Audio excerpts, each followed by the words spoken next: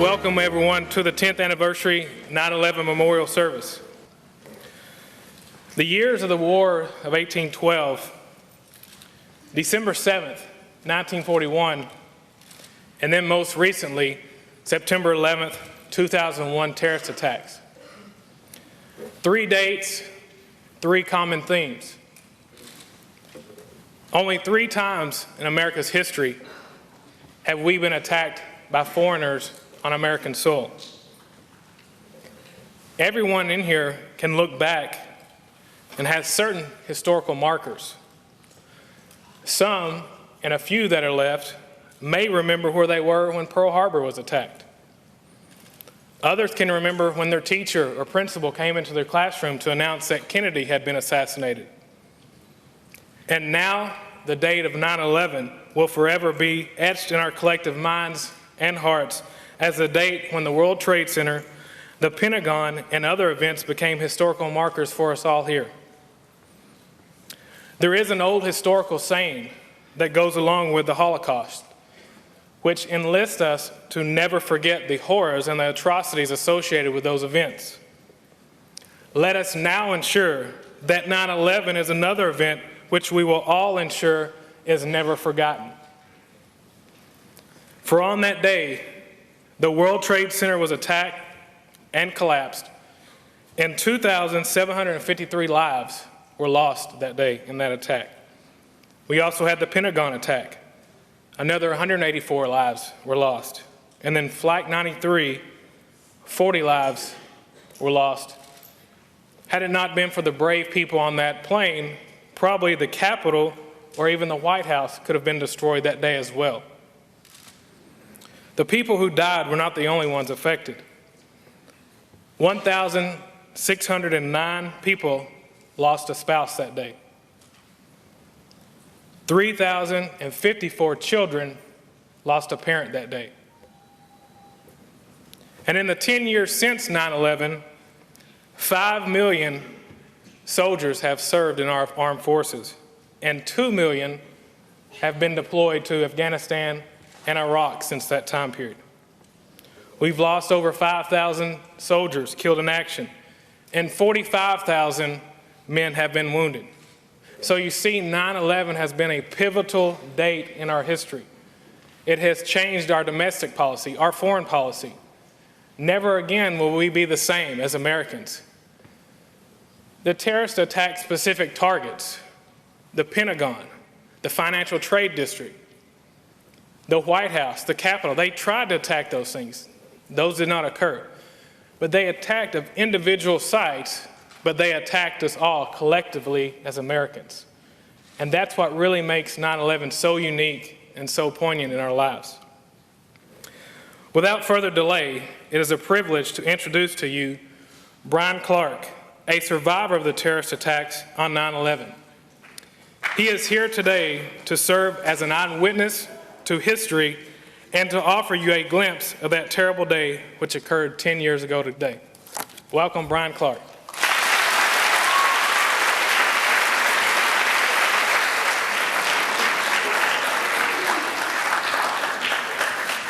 Good afternoon. Thank you to the school district, the principal, superintendent, and especially Mr. Tollison for the invitation. He's very persuasive on the telephone. I live in northern New Jersey, a bedroom community of New York City, and somehow he tracked me down, so I'm delighted to be here.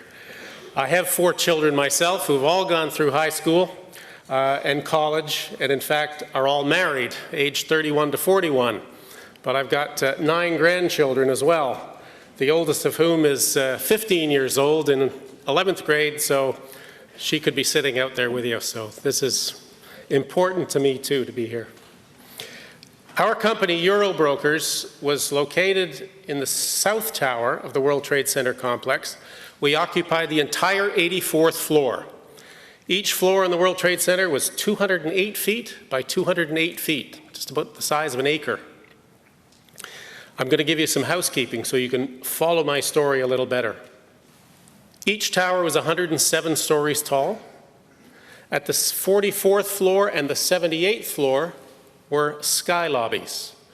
For me to get to my office on the 84th floor, I would ride an express elevator to the 78th floor, cross quite a wide hallway that ran the entire length of our tower, the South Tower, and find a local elevator to take it up to the 84th floor. If you worked on the 50th floor, you would ride an express to the 44th, cross a similar hallway, and find the local elevator up to 50. If you worked on the 30th floor, it was strictly a local elevator from the ground floor. So there was those two sky lobbies you need to think about as we go through this story. In each of the two towers were crossed hallways, one running north-south, one running east-west. They met in the very center of the building, and around those two hallways was core, and then the exterior of the building was outside that. So the rentable space for tenants was all the way around that core, the entire floor. As I said, our offices were on the 84th floor. One more housekeeping detail. To give you the layout of the 16-acre site of the World Trade Center in Lower Manhattan, I want you to imagine in your mind a 3x3 grid, Sudoku or tic-tac-toe, whatever games you're playing these days, and number those boxes in your mind. 1, 2, 3, 4, 5, 6, 7, 8, 9. The North Tower was in box 1, and the South Tower was in box 8. So they were offset, but not on a pure diagonal. Okay?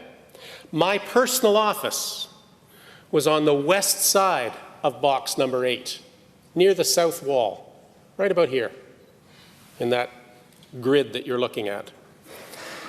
My normal commute from northern New Jersey was about an hour and 10 minutes from doorknob to doorknob. My typical commute would be a ride to a train station, about a 50-minute train ride to Hoboken, New Jersey. I would get on what was called the PATH train, a subway system that went under the Hudson River into the bowels of the World Trade Center, up 4 or 5 flights to the main shopping level, an indoor shopping level throughout the whole 16-acre site, and then 1 floor above was an outdoor plaza. But from the lower of those 2 lobbies, you would get the express elevator and ride up to our floor, to 78 and then 84. So I did that morning. It was a beautiful blue sky day, not quite as hot as it is here today, but same sky, pure blue sky. I arrived at my office at about 7:15, walked once around the trading floor. Our business was international capital markets, so our customers were the large financial institutions. Our customers were Morgan Stanley, Chase Manhattan Bank, Barclays Bank in London, Fuji Bank in Tokyo, and so on, about 300 of the largest financial institutions in the world. We did not talk to retail customers, so most of you have never heard of a company like Eurobrokers. We just talked to the wholesale market. A lot of screaming and yelling on telephones. If you like pressure and thrive on it, it was kind of fun. I certainly enjoyed the job. So I got to work at 7:15 as normal, walked around our trading floor, got back to my personal office because I'm now management. It's a young person's game to be a broker. I did that for many years, but now I'm management. Typing away at my keyboard on the 84th floor, my back to the windows, as close as these curtains are to me right now. At 8:46, there was a loud boom, boom, and my head jerked up because our lights buzzed, and then my peripheral vision caught something behind me. I spun around, and 84 floors in the air, right against the glass, swirling flames. What I thought had happened, which was incorrect, was that there was an explosion a couple of floors up. I thought a welder had hit a gas line, something like that, and had caused an explosion, and the flames had come out of our building just above me. That was wrong. What had happened, back to the grid, okay, North Tower. The North Tower was hit on the north side, on the 93rd floor. The plane went right through the building, the explosion was inside the building, and the flames went out the south side of that building through boxes, in your mind, boxes 4 and 7. Well, box 8, where I'm sitting, the flames went right through box 7, and the flames were right against my glass. They had mass as they burned, and down they went. They fell with gravity past my window. So that is what happened, but that's not what I thought had happened. After the 1993 bombing, I had volunteered to be a volunteer fire marshal on our floor. They had asked executives to do that because the theory was if the boss says stay or go, people will pay attention. That's the theory. Didn't exactly work that way that day, and I'm glad it didn't, because when I came out of my office with my flashlight that the World Trade Center had provided me and the whistle around my neck, I advised everybody, just go to the center corridor and wait further instruction. That's what we were instructed to do as fire safety marshals. People did that, but they kept going. Downstairs, down elevators, they just took off, thank goodness. We had about 250 people on our floor, and over the next 15 minutes, all but about 50 people had departed. I came out of my office telling people to begin to move to the center corridors, and the brokers who were on the east side of our floor walked up to the north windows. So they're over here, and they walked up to these windows and could look up 9 floors up to the northwest and saw a ring of fire around the 93rd floor. And so we knew fairly quickly the damage was next door. I went into our trading floor up to those north windows, but I had heard that there were people starting to jump. I did not want to see that myself. I didn't want that memory, that image. So I stood back from the glass about 5 yards. And a girl, Susan Polio, a co-worker, spun around because she had just seen somebody jump. She didn't know people were jumping when she went to the window to look. She ran back to me in tears. She said, "Oh, Brian," she said, "people are dying." And I said, "Susan, I know." I put my arm around her. "Come on, let's get you a little more composed." And I walked her into that one of those hallways, walked her from the east side to the west side, left her in the ladies' room in that section of the hallway, went back to my office, and I called my wife in northern New Jersey. Now it's about 5 to 9. Called my dad in Toronto, said, "Dad, turn on the TV," just like I told my wife. "Something's happened next door, but I want you to know that we're okay." Put the phone down, and the strobe lights flashed. The siren gave a little whoop whoop, and the public address system came on at about 3 minutes to 9, saying, "Your attention, please. Building 2 is secure. If you're in the midst of evacuation, you may use the re-entry doors and the elevators to return to your office." Repeat, building 2 is secure. And they went through the announcement again. Well, definitely the pressure's off now. The trouble's next door. We're going to be fine. I continued to the to the west side trading floor, and I came nose to nose with a fellow named Bobby Call, C-O-L-L. I said, "Hey, what's up, Bobby?" Just started a casual conversation with him. And he was telling me that he had been down 5 to 10 floors, heard the announcement, and had just run back upstairs because our building was secure. And boom, boom, in the middle of that sentence, our room absolutely fell apart. It was 9:03. I didn't know what had happened, but I knew in that split second that it was terrorism. What had happened, again back to the grid, the south tower got hit on the south side. Plane came from this direction, from the west slightly, and hit the far corner, the easterly corner of the south wall. I've got to do this map backwards to explain it to you. Yeah? And if you've seen the clips, as the plane approached the building, it almost looked like it was going to miss, and it dipped, and the right wingtip went up. And the right wingtip, I learned later from somebody who was closer to the east side of our floor, the right wingtip went right through our trading floor. I was on the west side of this 208-foot wide building, and all I heard was this tremendous double boom again, thump, thump. And as I said, our room fell apart. Everything came out of the ceiling, speakers, air conditioning ducts, lighting, the whole false ceiling, of course. Our trading floor was up on raised floor, 2x2 concrete, a couple of inches thick, up on pedestals. All those slabs went out of square. Walls toward a jagged angle. The room was instantly filled with white, chalky, gritty, filthy air. No smoke, no flames that I could detect at that moment. And then, for the next 10 seconds, I was terrified. And fortunately for me, that was the only 10 seconds of the day that I was terrified. That was the moment when I felt like I couldn't do anything about me. Something was happening to me that I couldn't sort of deal with. What happened was, because we got hit on that corner, the building torqued and it swayed. The building went one direction toward the Hudson River, toward the west. This will sound like a gross exaggeration, but I promise you it's my experience. The building went one way 6 to 8 feet. It stopped after 5 seconds and slowly came back to vertical, creak, creak, creak, and then there was a noticeable jerk as all the steel realigned. And it was at that moment that I sobered up, if you like, a feeling washed over me. Brian, you're going to be all right. I reached in my pocket for that flashlight that I put in 17 minutes earlier, and I shone it around this filthy, aired room, and I gathered up 6 coworkers, and I led them into the hallway.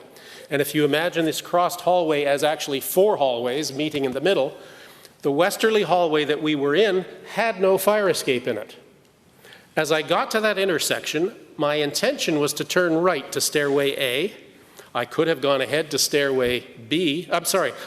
Turn right to stairway C. I could have gone ahead to stairway B or turn left to stairway A. But I, as the fire safety guy, my responsibility was stairway C. So that was my intention.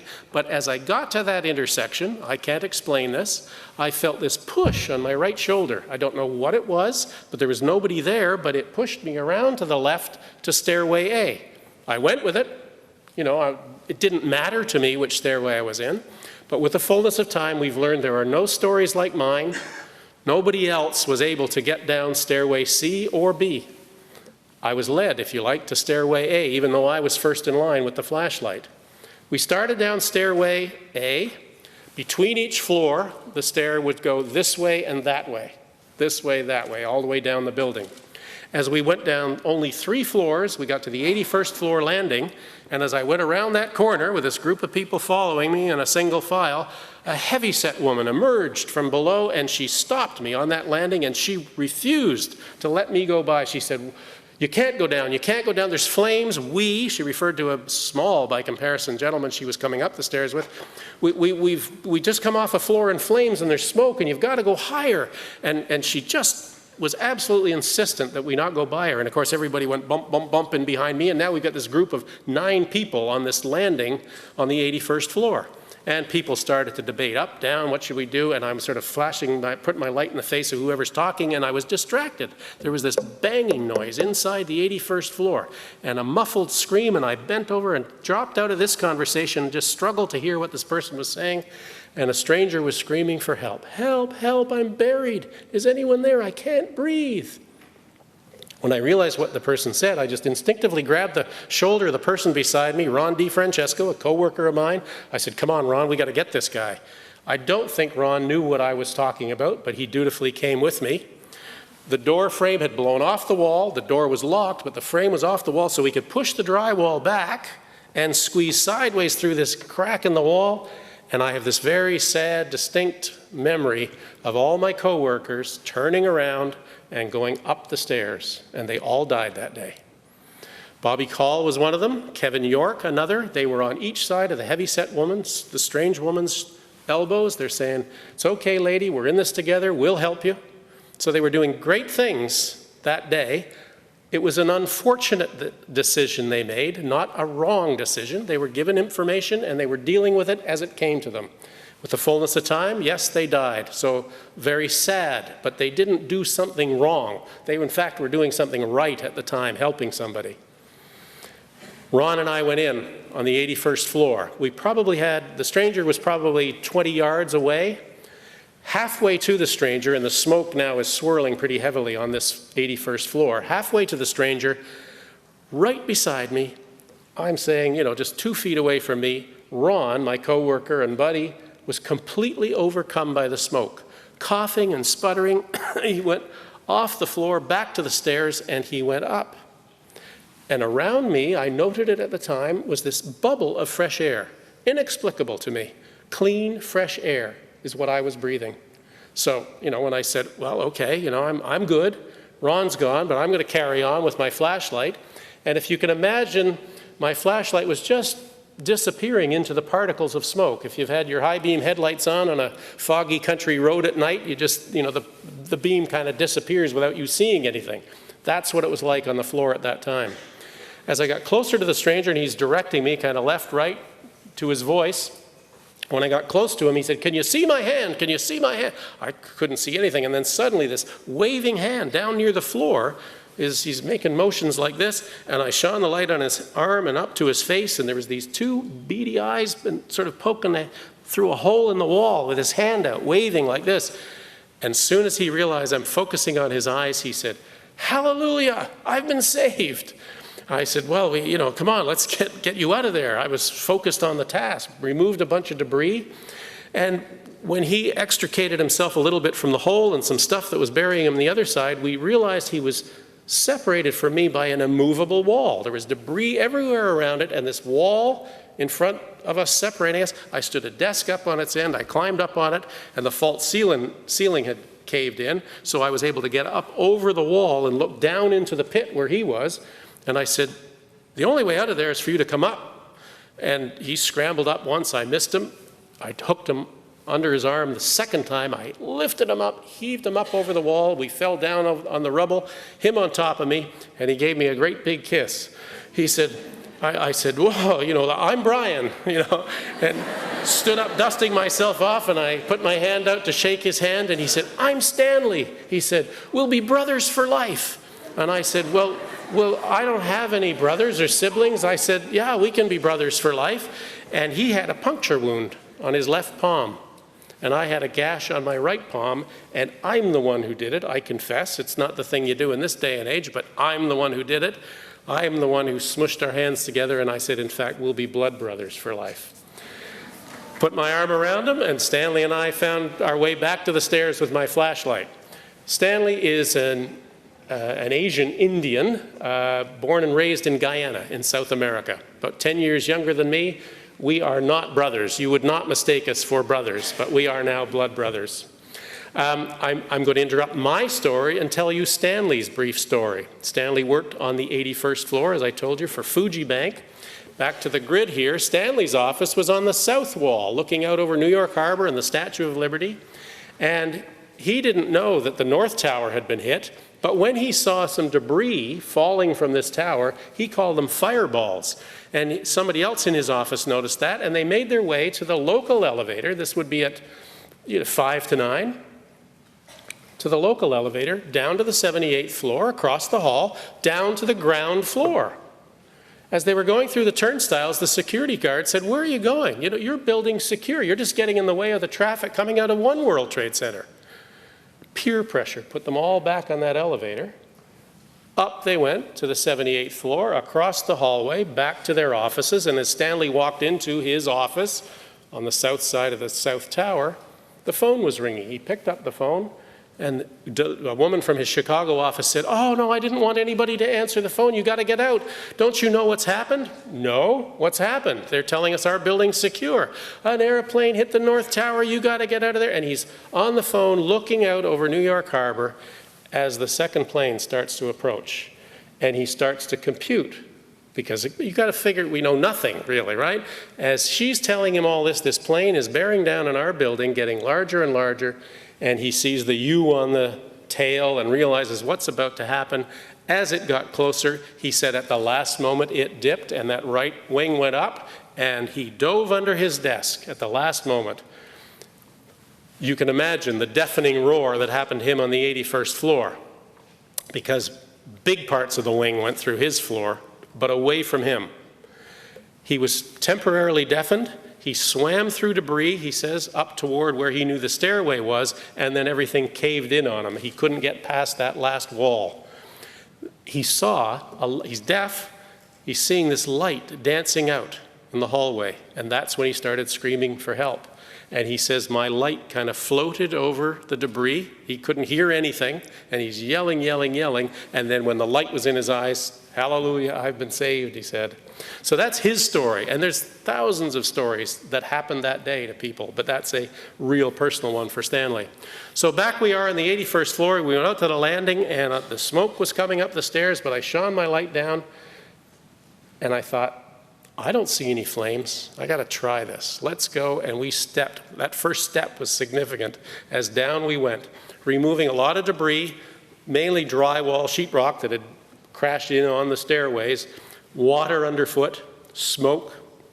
On the 78th floor, the wall was cracked and the flames were sort of licking up through the crack, but we could get by. I don't remember the sensation of heat at all. I'm still in this bubble of fresh air somehow.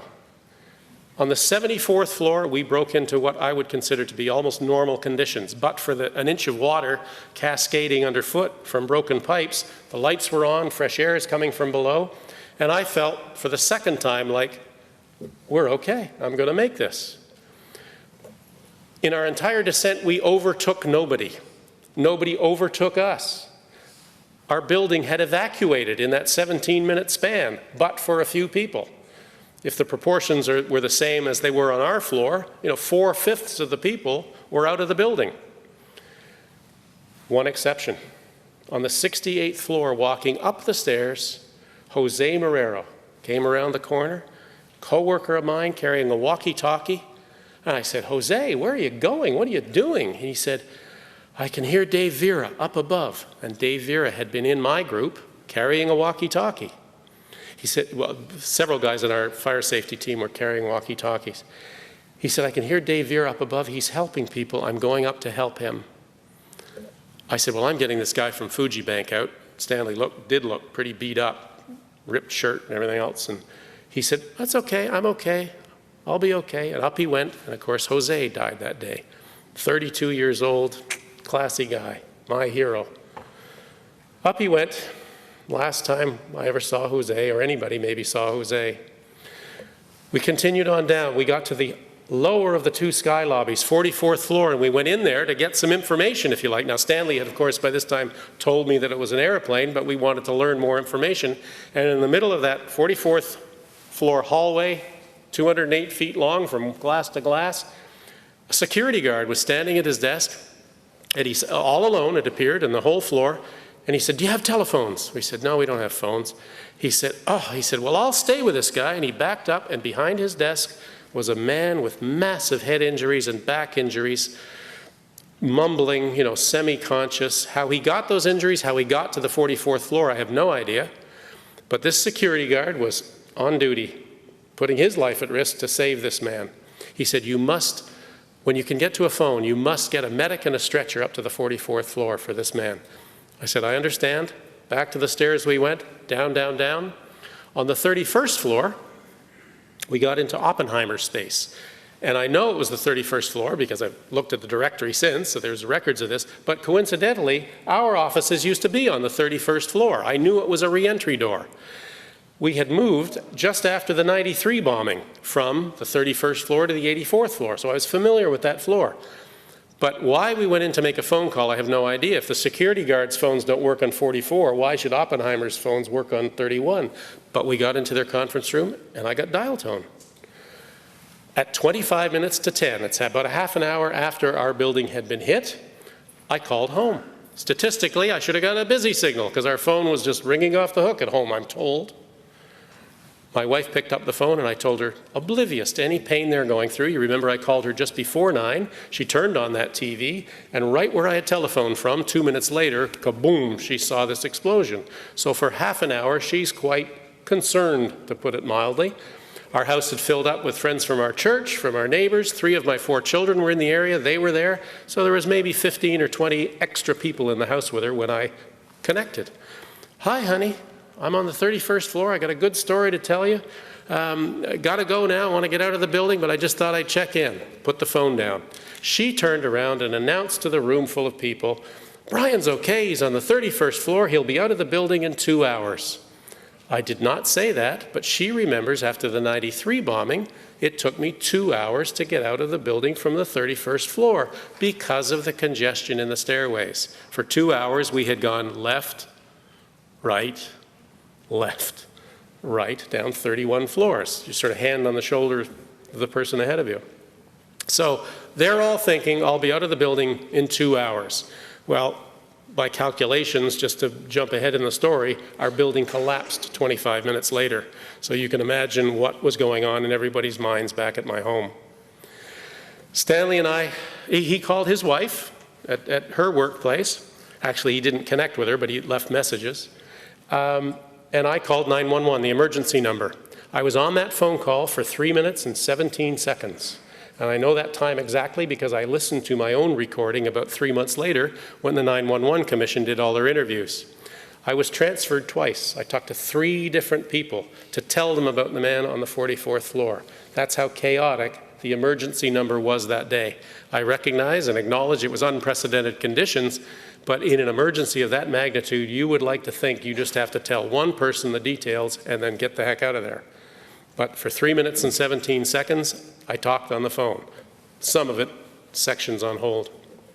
Back to the stairs, down, down, down. 15th floor, I said to Stanley, hey, cool it, Stan, you know, we're moving too quickly here. I don't want to come in tomorrow, you know, to come clean up my office, come in on crutches. Little did we know what was about to happen. So we slowed down a bit, got to the plaza level, which is the upper of those 2 lobby areas that I was talking about, and we looked out, here we are, back to the grid. We're looking now at box 5, where the fountain was, and flowers, and tourists, and vendors with their carts, and business people coming and going usually. And we're looking now at an ashen gray space, looked like an archaeological site that had been abandoned for hundreds of years.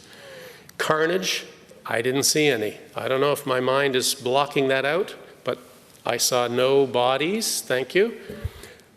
Back behind us was an escalator. We went down that. The electricity was off. At the bottom of that escalator, a female security guard or female policewoman, I'm not sure, but a woman at least, said, you can't go through the lobby here, guys. Here we are in this tower. Can't get out on Liberty Street. You got to go through the shopping area and out box number 9. She didn't say box 9, but you know what I mean. So I said, okay.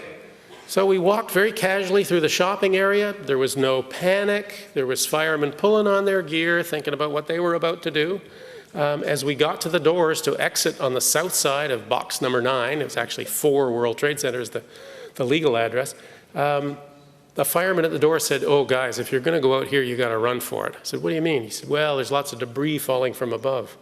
Should I look up? He said, no, go for it. I couldn't do that, so I kind of went out and snuck a look up, saw nothing coming. I said, Stanley, are you ready? I don't see anything. And he said, okay. And I said, let's go. And we ran for 1.5 blocks. When I ran out of gas, it was in front of a delicatessen, and I said to the vendor or the shopkeeper, I said, do you have any water? I said, we just come down 80 some odd floors. And he said, yeah, sure. And he went back in. He came out with a couple of bottles of water for us. He said, oh, wait, right here. And he went back in, and he came back out with one of those breakfast platters, with a cellophane on it, sweet rolls and the melons all sliced, beautiful thing. He said, nobody's coming for this today. And he handed it to me. I said, well, thank you, started walking down the street carrying the breakfast platter. Out the back of Trinity Church, about 1.5 blocks south of the Trade Center, we came upon 2 priests from the backside of Trinity Church, and Stanley broke down, and he said, this man saved my life. Now, the towers are still standing. So in my mind at that moment, there is no death, if you know what I mean. The towers are still up. And I responded, well, Stanley, if you think I saved your life, maybe your voice calling me onto the 81st floor saved my life. One of the priests said, let's have a prayer. So the 4 of us had a huddle in the middle of Church Street. There's no traffic. They've blocked all the traffic now. Had a prayer in the middle of Church Street. And then the other priest said, Trinity Church is open if you'd like to go in. And Trinity Church is on Broadway at the head of Wall Street, if any of you have been to that area. And it was about another block south. So we kind of eyeballed each other and said, yeah, let's do that. So we went 1 block south, walked up Rector Street. Now, Rector Street is a street that has a bit of a hill to it, and the cemetery at Trinity Church is above, up here. So as you walk up the hill, in relation to you, the cemetery kind of drops, and we got about 3/4 of the way up that street, right by Alexander Hamilton's gravesite, and Stanley turned more than 90 degrees back. And here's the grid again, and we're down here somewhere, southeast of the Trade Center. So when you look back, all you could see was the tower we came out of, blocking the view of the North Tower. And Stanley grabbed onto the railing at Trinity Church, and he says, I think that tower could come down. I said, there's no way. That's a steel structure. That's just carpets and furniture and drapery burning. And I didn't really finish that sentence. It was like we were invited to watch. Way up at the top, it kind of rocked a bit, and then boom, boom, boom, boom, it came down floor by floor, just accelerating, and the weight got greater and greater on the lower floors, and it all dissolved in front of us. 8 to 10 seconds, this loud whoosh, and some explosions as gas lines compressed. And we only saw the top 3/4 of it dissolve because Trinity Church actually blocked the bottom quarter of it from our view. But Trinity Church acted like a seawall, if you like. As that white wave came at us, it hit Trinity Church and exploded upward with the energy. And there's Stanley and I in this huge air bubble on Rector Street. And when we realized that wave was going to drop down on us, we ran up to Broadway a few yards, hard right, ran about a block as the wave sort of crashed down behind us and rolled down Broadway. And at random, we dove into 42 Broadway. Under stress, your brain does really funny things, because as I went through those doors at 42 Broadway, I was still carrying the breakfast platter. I can't explain that. You know, I didn't want to litter, you know, in the... But as we went through into that lobby, I put this breakfast platter up on the reception desk, and 25 strangers who did the same as Stanley and I were all nourished. In the midst of that chaos, we had sweetness and wetness, and it was a wonderful thing. Stanley gave me his personal business card. He and his wife had a little business at their home outside of what he did at Fuji Bank. So I had his home phone number and his address. I tucked it in my shirt pocket, and we talked for 45 minutes from 10 o'clock, which is when our building came down, until quarter to 11. At 10:30, the North Tower came down. We had no idea that happened because we were in this cocoon in 42 Broadway, and it was dark outside for a while, and then it got a little lighter, and then dark again, but we didn't know what that was, but it was the North Tower's ashes that surrounded the building we were in. At quarter to 11, we went out the back side, which is right behind the New York Stock Exchange. We went down Broad Street in snow. You know, there was a couple of inches of ash, and it was on parking meters and mailboxes and cars. It was like a winter snowfall in the area. And somehow, neither of us can explain this, we got separated. Suddenly, and it wasn't densely populated, it wasn't crowded. Suddenly, Stanley was nowhere to be seen, and this feeling washed over me that there is no Stanley. He was a guardian angel sent to get me out of that building, and I remembered the business card. And I paused for a moment, and I very slowly went into that pocket, and yes, pulled out Stanley's business card. Now, if there was no business card, there'd be a heck of a story to tell you. However, I probably wouldn't be here, but there was a Stanley, so I knew I could get back to Stanley. I got over to the East River, started walking north, thinking, how am I going to get off this Manhattan Island, when I heard a bullhorn in the fog. Next ferry is for Jersey City. They don't have ferries over here for Jersey City, but I ran down this pier. I asked again, yeah, that one's going to Jersey City. That's in New Jersey. That's good enough for me. Didn't have to be my hometown. Just get me across the Hudson. I jumped on the ferry, and they closed the door behind me. I was the last one on that ferry. It left the pier. It chugged down the East River, around Battery Park, northwest across the Hudson, and as we broke, and everybody's on the ferry, da, da, da, da, da. Where were you? What did you do? And the cacophony on that, the noise, that it was a din on the ferry, and we broke into the fresh air, and then everybody could look to the east and see the hole in the sky. We all realized for the first time the enormity of what wasn't there. It was surreal. I had worked there for 27 years, and those towers, those immense towers, were always there, and now they were gone. It was something unimaginable. It didn't make sense. And at that time, my mind was protected because I'm thinking, wow, that's hard to believe. Gee, how could the steel do that? And all that stuff. I was not thinking. I wasn't frozen in terror. I wasn't thinking horrible thoughts of bodies being crushed. So somehow I was protected. It was a gift I accept. I don't take any credit for it. It just happened to me. That's my experience. When we got to Jersey City, being the last one on the ferry, I was the first one off. I ran down the pier into the ticket booth. I said, can I use your telephone? The lady slid it across, sure. Picked up the phone, dialed home. Now, for sure, I shouldn't have connected this time. And it's now 11:15, an hour and 15 minutes after our tower collapsed, and my wife thought an hour and 15 minutes earlier for sure I was gone, as did the rest of my family and friends. And oblivious to any pain they were going through, because I was fine. I knew I was fine. I called home. It was the first time that my wife came in from an hour and 15 minutes of pacing outside. She came in to get a glass of water in the kitchen. As she went by the kitchen phone, it connected. She picked it up and she said, I knew by the crackle on the phone that it was you. Now, our phone doesn't crackle, but there was this energy there that she sensed it was me. And again, oblivious to anything they were going through, I said, "Hi, honey, it's me." And she fainted away. I really didn't talk to her. A man picked it up and said, "Who's this?" And I said, "Well, who's this? You know, what's a man doing in my house?" He said, "It's Dave." I said, "Oh, hi, Dave." He said, "Where are you?" I said, "I'm in Jersey City." Like, don't you know that? I mean, I was clueless. He said, "We'll come and get you." I said, "They're not going to let anybody in here." He said, I said, "I'll walk up to Hoboken." He said, "I'll get a train home. I'll be okay." And I said, I got to put the phone down. Somebody else wants to use it. I sensed there was somebody over my shoulder. I put the phone down, and there were 40 people in a line wanting that phone because no phones worked in Lower Manhattan. So there was this phone waiting for me. I walked 40 minutes up to Hoboken train station with hundreds of other people. As I walked into the station, the public address system announced at 5 minutes to noon, it said, "The 11:30 Bergen County train," my train, "which has been delayed, will be leaving in 5 minutes." So they even held a train for me that day. I got on that train. It was a bit of a milk run because it was kind of a special train, you know, letting people off at every stop. When I got to my car, the train station way up the line, drove home. It was 1:15 before I got home, but as I went in that driveway, horn blaring, big love fest on the front lawn, as you can imagine. So I was home at 1:15, and I was above impact.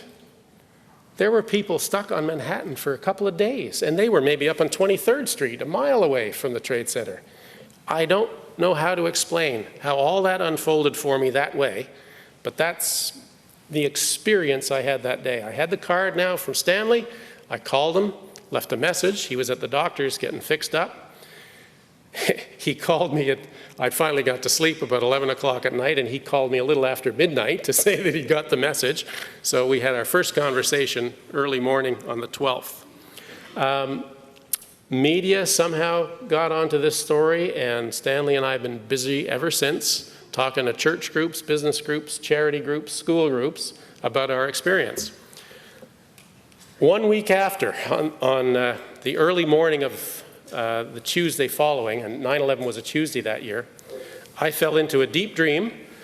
So I'm telling you again, I'm not putting any religious stuff at you, I'm telling what I experienced. I fell into a dream, and my dream was that I was lying in my bed, which is an odd thing to dream, but I was looking at the foot of my bed with my head up off the pillow, and to the foot of my bed came Jose Marrero. Jose was the man we passed on the 68th floor going up.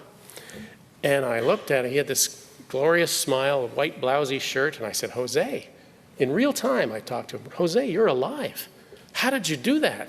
You fooled everybody, that's amazing." In other words, I was really questioning. I wasn't saying, "Hey, let's go for a canoe ride," or something frivolous in a dream like you might say. I'm accusing him of something mysterious here. He didn't say anything, he just nodded like that to me.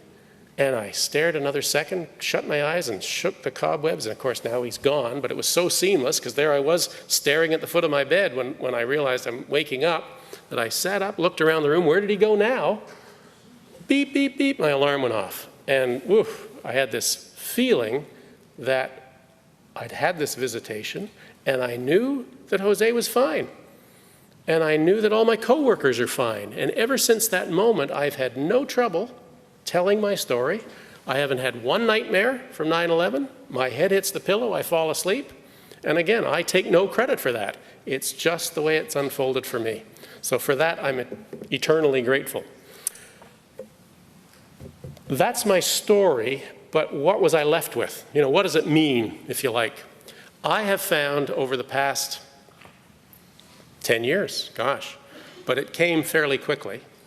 So this has been my experience for almost the full 10 years, that it's a waste of time to worry about unanswerable questions or try to answer them because they are unanswerable. You know, why me? Why not someone else? Now that may be easier said than done in a lot of cases, but if you logically think about it, they are unanswerable questions. So I suggest that if you are encountering that sort of thing, you not waste energy on unanswerable questions. Focus more on the future. Now, when you do that, you know, it's an attempt to move forward, and it's a help to move forward, believe me. Don't worry about the future either, because you cannot say with certainty what the future is going to be, how it's going to unfold. It's great to have plans. I planned to be here today, and it happened. You planned to be here, and it happened. But boy, I could have had a flat tire on the way to the airport this morning, missed that flight, not been here. Whatever it is, you can't say with certainty what the future is going to be. Don't worry about it. It will unfold, you'll adjust. Well, if you don't dwell on the past, you don't worry about the future, it leaves you with the present. So that's where I live, very much in the present. Every day is a great day. Some are just greater than others. And I know that's a cliche. Another cliche is, life is very precious. But you know what? Cliches are truths. And that is so true. Life is very precious. I just hope you realize it. It's difficult for folks your age to accept that life is very precious. This old timer can tell you it moves by pretty quickly. Be useful. Be useful. When you get to the end of your days, you want to look back and say, have I lived well? And by that I mean, have you used your gifts and talents for your benefit initially, and then, of course, for the benefit of others? That's what will bring you happiness. Have you loved well? Do you tell people you love them? Your family, your neighbors, your nation, the world. That's your responsibility. So get rid of all the petty hates, the bullying, the whatever else might be going on in your mind. There's always cool kids and uncool kids, but I suggest if you just look a little deeper behind that facade that you're all great kids and live well with each other, because you're going to, at the end of the trail, if you've lived well and loved well, you're going to have a legacy that the world will have been a better place for you having been there. I'm concluded, but I'm happy to...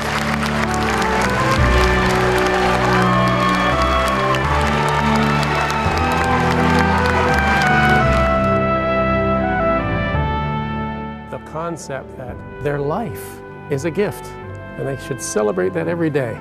That's what they need to know. Life is precious. That's the big message. And just don't take it for granted. Do some good things out there. And I did encourage them to do that.